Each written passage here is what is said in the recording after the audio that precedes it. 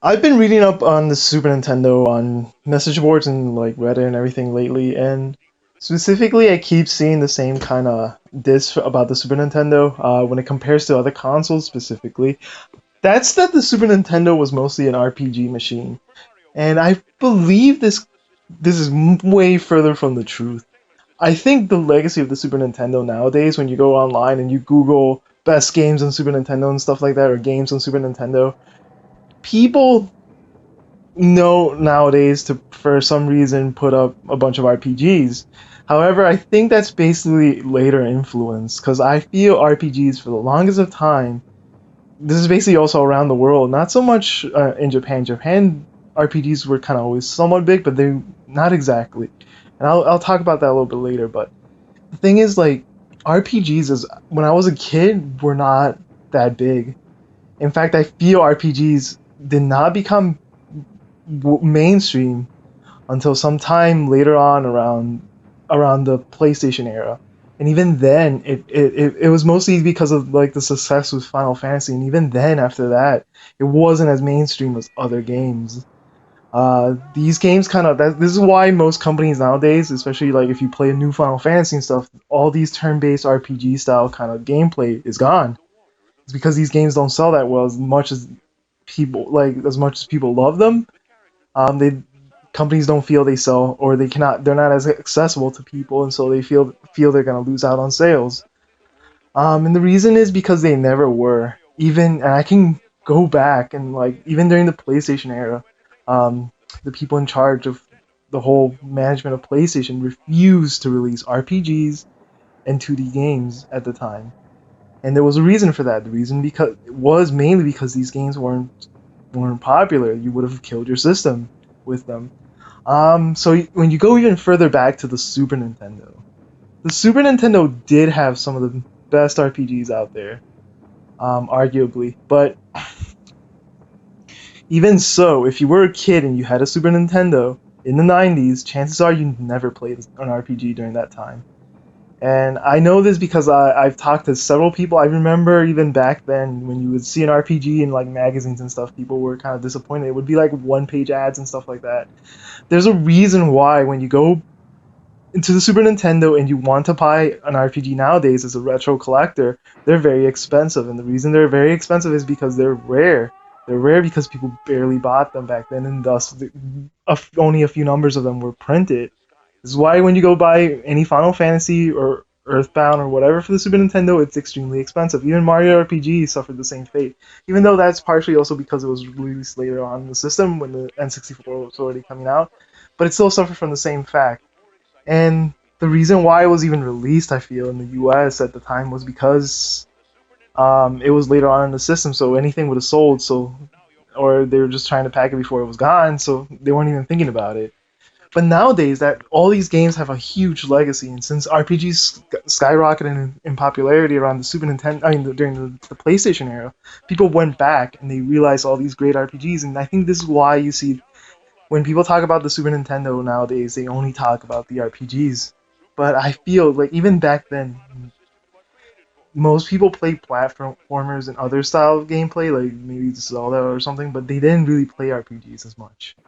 They, if you were slightly older, you did because they were very, especially if you bought some magazines, they were really highly well reviewed.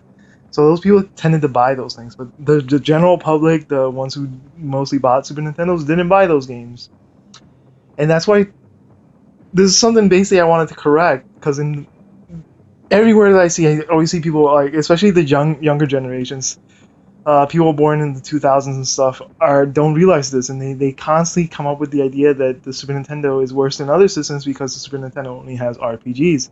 It's far from the truth. Like the Super Nintendo, if you just ignored the RPGs, just about every game that you could play was kind of spectacular. It was really good, especially if you understand the style of gameplay and stuff you would enjoy it. But RPGs do make up most lists of very popular games, and that's not gonna change because people don't. It's kind of hard to dig into the Super Nintendo. You have to just pick a game, any game, and try it out and see if you like it.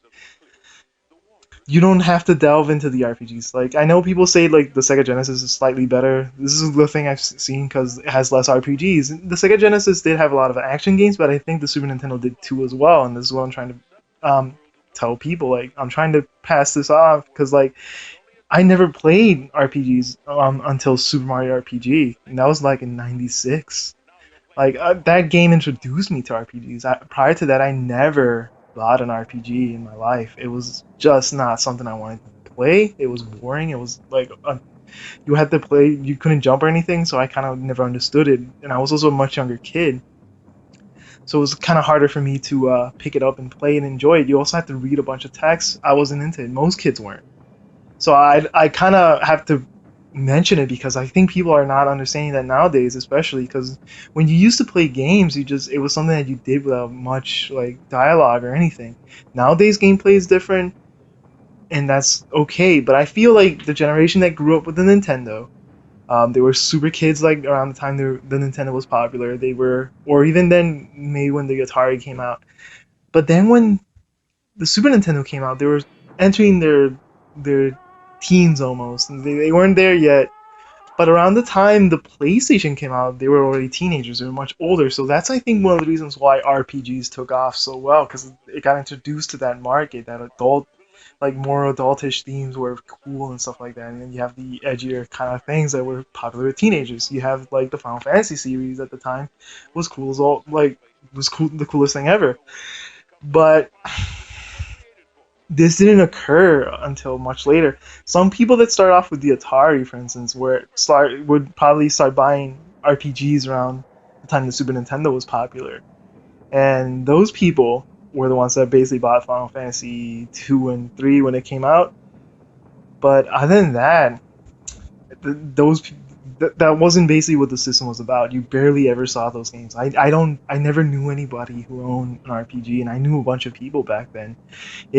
Nowadays, I see it every once in a while. I'll see someone with Earthbound and stuff like that, but I feel like they bought it later on most of the time. I don't think they bought it when they were kids. Well, what most kids used to buy because you didn't have the internet or anything back then. Basically, like the internet was coming into its infancy. I remember I already started using the internet around '94. So during the Super Nintendo era, there was still internet, but I didn't widely use it until '97, much after like the N64 came out, and basically that's when we started seeing online reviews. Prior to that, it was all word of mouth or more importantly commercials on TV, and you barely saw commercials for RPGs. And if it wasn't commercials, it was like Disney or themes like Disney movies or something. Most games that people bought were based on cartoons or some character that they liked, some mascot like Sonic or Mario. That's why you would see tons of mascots as well, like Bubsy and stuff come out because that's the only way you could sell a game. No kid would buy a game if they didn't like the character or how it looked or anything because there was no reviews. You didn't know if the game was going to be any good, so you just based it on the imagery. And again, the imagery for kids was not RPGs. Like the only people playing RPGs at that time were people like that also would be into stuff like Dungeons and Dragons, which was known just for geeks. Like people avoided geek culture completely back then. It's not like nowadays at all. So RPGs were not a popular thing with the Super Nintendo. They were slightly more popular in Japan, but again, this has a lot to do again with the themes of things and the reason why RPGs for the most part, were very popular, at least in my opinion, is because of games like Dragon Quest back in the Nintendo era, where that game had media, it had Akira Toriyama, doing all the artwork and stuff. So it had that mascot thing behind it. So that's why the RPGs became popular. They didn't start picking up here in the U.S. around the time until like around Super Mario RPG came out, where you started putting more characters in it, and then Pokemon became popular. Even though I wouldn't say Pokemon's an RPG, it had the turn-based strategy like fights and everything. So it introduced more people into RPGs like Final Fantasy and stuff, and that's where everything basically took off. But RPGs have died since then. I don't know of any RPG that exists. Even Final Fantasy, I would argue, is not an RPG anymore. It's like it doesn't have anything that's RPG wise. There's basically no strategy involved anymore. So you're not playing any roles either because all the characters talk. So like I don't. For me personally, it's no longer RPGs no longer exist like they used to. But the reason for that is because RPGs were never in reality very popular with people, and So when we think about it, like if we go even way further back, they were even less popular than they are today. Where today they basically reached like their peak not too long ago, like I would say in the 2000s, and then they just crashed. But they still haven't crashed to the levels of the Super Nintendo era. The Super Nintendo era, people would avoid them, especially kids, because it's work. Playing those games were work, and you didn't want to do work when you played games. Basically, you have to think like a kid. Basically, when you think about it more in those terms, you would see how you would not want to play an RPG at all. It's not easily accessible. It's hard, and they're dark themes. They're for teenagers, and teenagers didn't play games back then. Yes, they did, but especially people that grew up with like Atari or computer games at that time.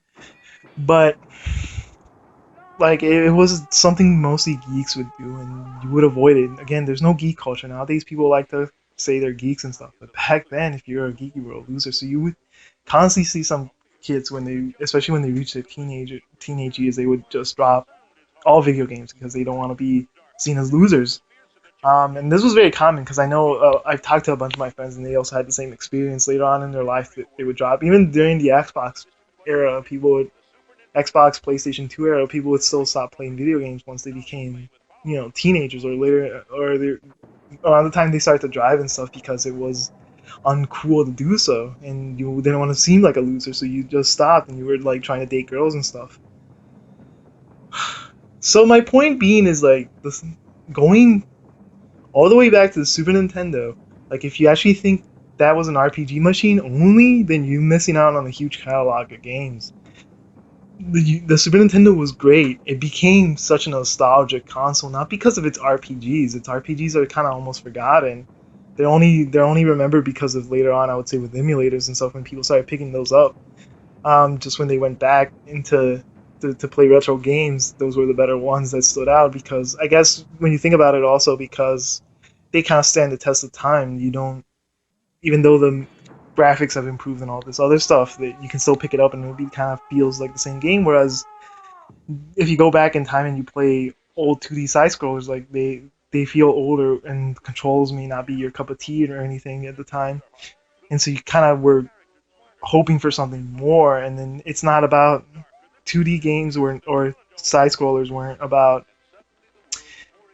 they were more about their graphics and how they played than RPGs were. RPGs were more about the story, and then they were more for adults. And when you were a much older person and you go back and you played, you enjoy that more than if you played some stupid side scroller that was intended for like 10-year-olds or 5-year-olds or anything. But I feel that's the main reason why you see that nowadays. But if you really are interested in the Super Nintendo, I would say, and if you don't like RPGs, then I would say you should try the other games. You should not dismiss the Super Nintendo right out just because you feel it's a RPG machine. It's not. It has many more games, way more games than that, and some of them were really excellent. The problem is that you also have to realize the Super Nintendo was nostalgic because you have to base yourself in that mentality at that time. A lot of it was based on 90s culture and 90s pop culture. So if you're not aware of 90s pop culture, you might not enjoy it as much as people that were alive during that time or and stuff like that. Basically, because if you think about it, a lot of the games people would buy, whether it was like some Power Rangers game or some based on some other cartoon or something, it was basically just all based on pop culture. They didn't know any better, so that's what they bought. And so if you look at the Super Nintendo nowadays, the reason why I would say a lot of those online lists don't include those games is because they're outdated. Like they're referencing things that existed back then, but nowadays you wouldn't think about looking it up. Like you wouldn't think about looking up some cartoon from the '90s and checking out their video games anymore because it's you would also not get it if you were playing it because a lot of it is based on what happened during those shows or whatever. And if you put it on, you don't understand because it's been years maybe since you watched it or you never actually watched it. So like you wouldn't understand what made that game fun for the people back then. So those things are dropped from the list mostly. And when you go to the Sega Genesis, I feel the difference basically is the Sega Genesis had more arcade games. Sega was good at arcades, and so they released a bunch of arcade games. And I think this is why it became more accessible for people later on. But I think the Super Nintendo, for the most part, still has a lot of great games because the list was much bigger for what kind of games you could get for the Super Nintendo versus what you could get for the Sega Genesis. And if you look and if you dig somewhat, you don't even have to dig deeply. Just ignore the RPGs and start playing those games. Just play whatever you have and check it out for yourselves. Like Zombies Ate Your Neighbor and stuff like that are just great games. And there's way more. Like there's games even based on cartoons that didn't even were much older that you could maybe watch, like Looney Tunes games and stuff like that were just amazing. There's Disney games. There's a bunch of awesome games that you're and there's side scrollers. You're missing out if you don't look at them and you just pay attention on these lists that are online. And I've had this problem before because I've always tried to go back to the Super Nintendo and I would Google like what are some games for the Super Nintendo and it's always a list of RPGs. And those games are popular nowadays and again they were not at all back in the day. At least I know for like from my friends they were not. And I would argue with anybody that says they were because then why didn't why are they rare? You can say they're rare because a lot of people want them, but that's not the truth. The truth is because they made a lot less of them. Anyways, uh, if you agree with me, like, just I mean, just look it up, please, guys. I, I urge you to try it out, especially if you don't, if you're on, if you want to, if you're into retro collecting and you weren't around during that time, and if you're interested in the Super Nintendo, but you're not as interested compared to other consoles because it doesn't have those great games that you like the arcade games, then you should give it a second look and see because it's not an RPG machine.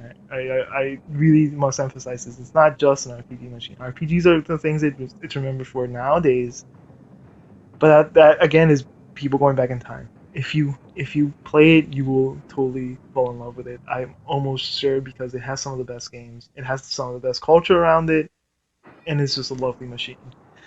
However, if, I know not everyone's gonna have the same opinions. I do see the appeal of the Sega Genesis. It's still one of my favorite consoles of all time as well. I think my favorite console is the Super Nintendo, followed by the Sega Genesis actually.